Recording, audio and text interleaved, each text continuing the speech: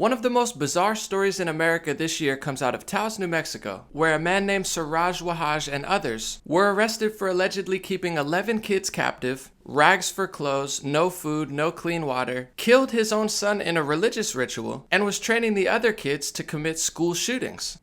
What? That's right. According to reports and people on the scene, his son is dead, other kids were being held on an isolated compound, and according to reports, training the kids to commit school shootings. Why did he kill his son in a religious ritual? Some reports say that he was trying to clear his son from demons. Other reports say that he thought his son would be reincarnated as Jesus to then attack corrupt institutions. Either way, what the heck is going on? The story gets even crazier. His father, Imam in New York City, was linked to the 1993 World Trade Center bombings. Some reports say he was a character witness. Other reports go as far as saying his name was on a list of 172 potential co-conspirators who were never indicted but were claimed to have ties to the group who plotted the attack. The story gets even crazier. CNN wrote a really nice puff piece trying to let you know New Mexico compound suspects were on a violent mission, prosecutors say, but the defense sees it differently. Well, that's nice that they could write a support devil's advocate piece for this guy, but can't seem to ever show the perspective and the vision of the hundreds of millions of American citizens who don't agree with their politics or policies. Nice to see that they had a change of heart for someone else. What's even crazier about this piece is it quotes liberal judge Sarah Backus, who was quoted saying, "What I've heard here today is troubling, definitely.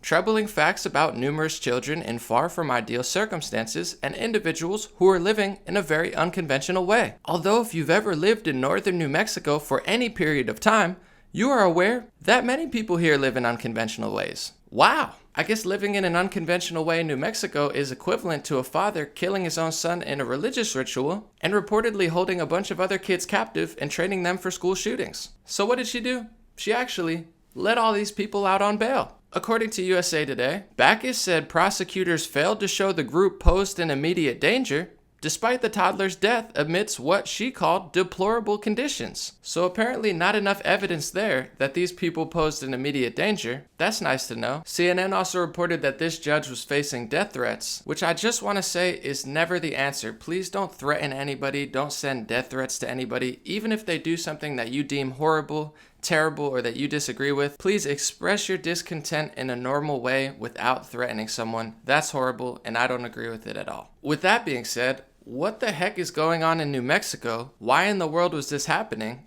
And why in the world would a judge go that soft on something that crazy? There's a ridiculous amount of American citizens locked up for years for nonviolent drug offenses, but apparently this liberal judge wants to give a break to these people. I'm just asking for a little consistency. To make this story even more unbelievable, some of the biggest activists for gun control and March for Our Lives haven't said a single word about this New Mexico compound where they were reportedly training kids to commit school shootings. Not a single word, yet your entire life revolves around gun control and stopping these events? This just further proves what I already know. A lot of people care about their narrative or their political agenda much more than they actually care about helping women and children.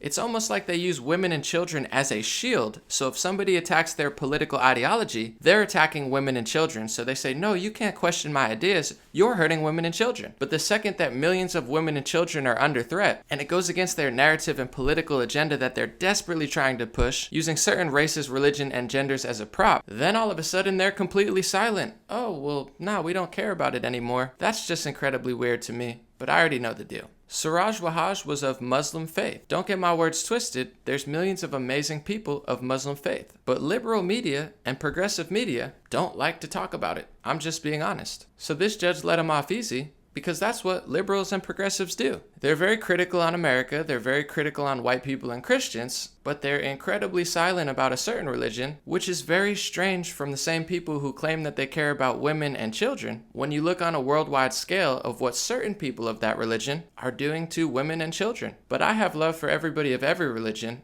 I simply just want to have a discussion and figure out what's going on so we can actually help women and children. And on that note, I want to be fair and say there was another report out this week. Catholic Church in Pennsylvania covered up child sex abuse by 300 priests, reports say.